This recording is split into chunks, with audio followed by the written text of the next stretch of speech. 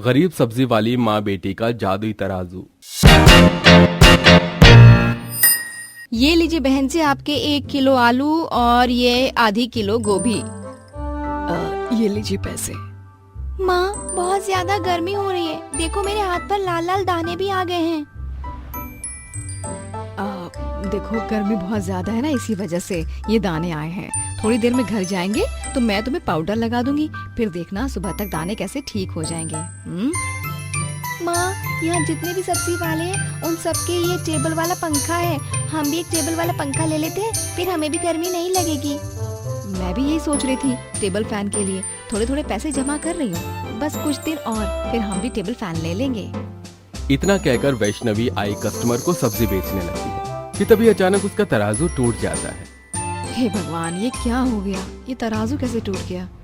माँ, ये देखो यहाँ पर कितनी ज्यादा जंग लग गई है। हमारी टीचर कहती है लोहे की किसी भी चीज पर अगर जंग लग जाती है तो वो चीज बहुत जल्दी टूट जाती है। लेकिन बेटा, अब हम लोग क्या करेंगे? लोगों को सब्जी कैसे देंगे? वैष्णवी तराजू टूटने की वजह से काफी ज्यादा उदास हो जाती है। वैष्णवी कई सालों से सब्जियां बेच रही थी, इसलिए अब उसे सब्जी देखते ही पता चल जाता था कि वो कितने किलो की है। अपने इसी अंदाज से वैष्णवी लोगों को बिना तोले ही सब्जियां देना शुरू कर देती है। ये लीजिए आपके 1 किलो टमाटर। ये क्या? तुमने तो मुझे बिना तोले टमाटर दे दिए। बहन जी, मेरा तराजू टूट गया है, लेकिन मुझे सब्जियां बेचते बेचते अच्छे से अनुभव हो चुका है, इसीलिए मैंने आपका बिना तोले ही टमाटर दे दिया है। ये पूरे 1 किलो ही हैं। तुमने क्या मुझे पागल समझ रखा है? ये 1 किलो नहीं है, इसके अंदर और टमाटर डालो। बहन जी, ये 1 किलो ही है, मेरी बात मानिए। और टमाटर डाल रही हो या नहीं, या मैं किसी और सब्जी वाले के पास चली जाऊं?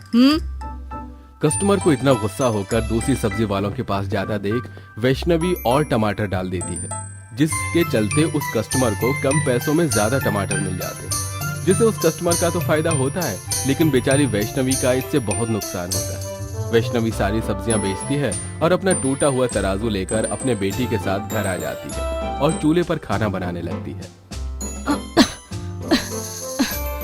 वैष्णवी, मुझे माफ कर देना, शादी को इतने साल हो गए हैं, लेकिन मैं अभी तक तुम्हें गैस वाला चूल्हा लगाना दे सका। ऊपर से भगवान ने अपाहिज बनाकर तुम पर बोझ बना दिया है मुझे। एक पति अपनी पत्नी पर कभी बोझ नहीं हो सकता है। मैं जानती हूँ आप अंदर ही अंदर बहुत ज्यादा तकलीफ में हैं, लेकिन एक दिन देखना आप जरूर ठीक होंगे और फिर से अपने पैरों पर चल सकेंगे। विनोद अपने खेत में सब्जी की खेती कर उसे बाजार में बेचता था। एक दिन विनोद रोज की तरह बेच रहा होता है कि तभी एक लड़का तेज रफ्तार से गाड़ी लेकर बाजार में घुस जाता है। उस लड़के ने काफी ज्यादा शराब पी रखी होती है, इसलिए वो गाड़ी को ठीक से कंट्रोल नहीं कर पाता और सीधा विनोद के एक पैर पर चढ़ा देता है। आसपास मौजूद लोग विनोद को हॉस्पिटल ले जाते हैं। विनोद का इलाज तो हो जाता है, लेकिन सही समय पर दवाइयां न मिलने की वजह से विनोद अपने पैरों पर अभी तक खड़ा नहीं हो पाया था। माँ, एक बात पूछूं आपसे? हाँ पूछो मेरी गुड़िया रानी। आप रोज इन चिड़ियाओं को दाना और पानी क्यों देती हैं? ये चिड़िया तो उसके बदले में कुछ भी नहीं देती। अमृता बेटा, हमेशा एक बात याद रखना, हम जब भी किसी की मदद करते हैं ना, तो ये सोचकर नहीं करते कि बदले में वो भी हमारी मदद करेगा। ये चिड़िया तो बेजुबान है, इन्हें भूख प्यास लगने पर ये हमसे कुछ नहीं कह पाती, इसीलिए हम खुद ही इनके लिए दाना और पानी रखते हैं। अच्छा माँ, फिर लाओ मुझे भी दाना, मैं भी आज इन चिड़ियाओं को अपने हाथों से दाना खिलाऊंगी। वैष्णवी अमृता को कुछ दाने देती है, जिसके बाद दोनों माँ बेटी मिलकर चिड़ियाओं को दाना खिलाती है। वैष्णवी के खेत में एक बड़ा सा पेड़ था, जिस पर हर रोज ढेर सारी चिड़ियां आती थी, इसलिए वैष्णवी हमेशा इन चिड़ियाओं को दाना और पानी देती थी। ये 1 किलो आलू नहीं है, इसके अंदर तो अभी 4-5 आलू और आएंगे। और ये क्या, तुमने मुझे 1 किलो टमाटर दिए हैं? ये तो आधी किलो लग रही है। इंसान की मजबूरी का फायदा है कि इंसान कितना भरी भांति उठाता है।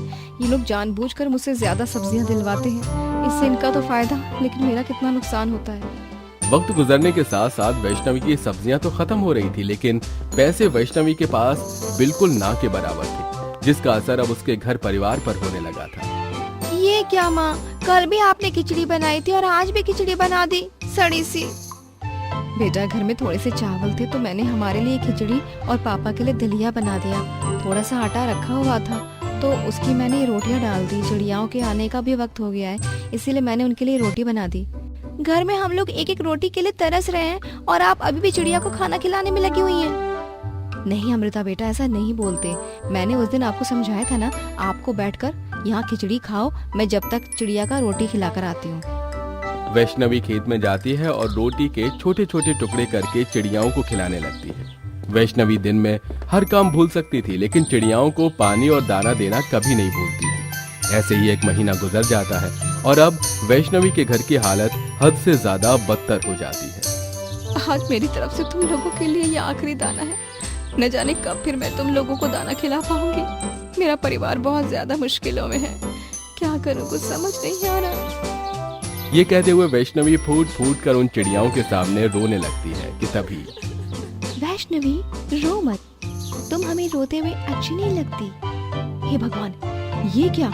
ये चिड़िया तो हम इंसानों की तरह बोल रही है। वैष्णवी के इतना कहते ही वो चिड़िया देखते ही देखते काफी बड़ी हो जाती है और एक सुंदर सी परी के रूप में बदल जाती है। डरो मत, मैं एक जादुई चिड़िया हूँ। इतने सालों से तुम हमें रोज दाना खिला रही हो और जब तुम्हारे पास हमारे लिए दाना नहीं था तब भी तुमने अपने हिस्से की रोटी हमें खिलाई। जब तुमने हमें कभी भूखा नहीं रखा तो हम तुम्हें क्यों भूखा रहने देंगे? मैं तुम्हारी कोई भी एक इच्छा पूरी कर सकती हूँ। बताओ तुम्हें क्या चाहिए? मुझे तुमसे ज्यादा कुछ नहीं, बस एक तराजू चाहिए। तराजू के आते ही सब कुछ पहले की तरह ठीक हो जाएगा। तुम एक बहुत अच्छी इंसान हो। अगर तुम्हारी जगह कोई और होता तो मुझसे सोना चांदी मांगता, लेकिन तुमने तो सिर्फ एक तराजू मांगा है। चिड़िया के इतना बोलते ही वहाँ देखते ही देखते वैष्णवी के सामने एक सुंदर सा तराजू आ जाता है। ये लो तुम्हारा तराजू, ये तुम्हारे परिवार की जिंदगी पूरी तरह से बदल देगा। इतना कहकर वो चिड़िया वहाँ से गायब हो जाती है। चिड़िया की बात तो वैष्णवी को समझ नहीं आती, लेकिन वो तराजू पाकर बहुत खुश होती है और तराजू लेकर वैष्णवी घर आ जाती है।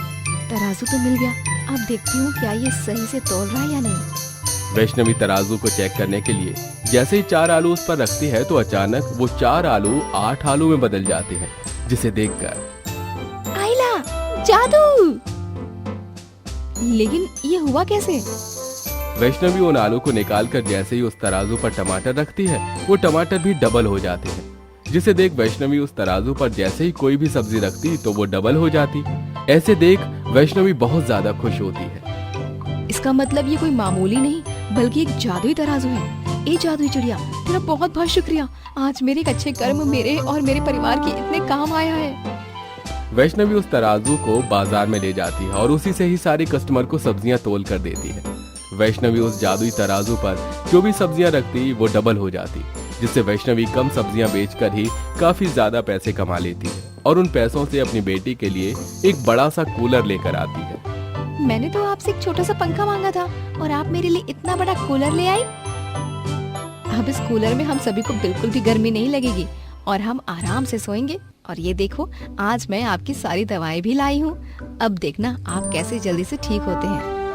वैष्णवी के हाथ जादुई तराजू लगते ही मानो उसके परिवार की जिंदगी में एक नई बहार सी आ गई थी। ऐसे ही एक दिन इस तराजू पर सब्जी रखते ही वो डबल हो जाती है। क्यों ना मैं भी इसे हलवे की कटोरी को इस पर रख कर देखूं, क्या पता ये भी डबल हो जाए। अमृता जैसी तराजू पर अपने हलवे की कटोरी रखती है तो वो कटोरी भी डबल हो जाती है, जिससे वो सब समझ जाते हैं कि ये जादुई तराजू सब्जियों के साथ साथ कोई भी चीज को डबल कर देता है। जिसे देख वैष्णवी सब्जियों के साथ साथ खाने पीने की चीजें उस तराजू पर रख देती है और उसे डबल कर देती है। धीरे धीरे समय यूं ही बीतने लगता है और सिर्फ कुछ ही महीनों में वैष्णवी अपने पूरे परिवार के लिए छोटा सा प्यारा सा घर खरीदती है और साथ ही साथ अपनी बेटी को एक अच्छे से बड़े से स्कूल में भी पढ़ाती है। और अब विनोद भी पूरी तरह से ठीक हो चुका था। इस जादुई तराजू की मदद से हमने अपनी जिंदगी तो संवार ली, लेकिन अब हम जादुई तराजू की मदद से अपनी नहीं बल्कि जरूरतमंद लोगों की मदद करेंगे। इस नेकी में मैं भी तुम्हारा साथ देना चाहूंगा। गर्मी को देखते हुए अमृता, विनोद खाने पीने की चीज, छोटे फैन और भी लोगों की जरूरत के लिए सारा सामान लेकर आते हैं और जादुई तराजू की मदद से उसे डबल कर सड़क, झोपड़पट्टी और रोड पर रह रहे लोगों की इन चीजों को देखकर मदद करते हैं और ऐसे ही लोगों की मदद करते हुए हंसी खुशी अपनी जिंदगी जीते हैं।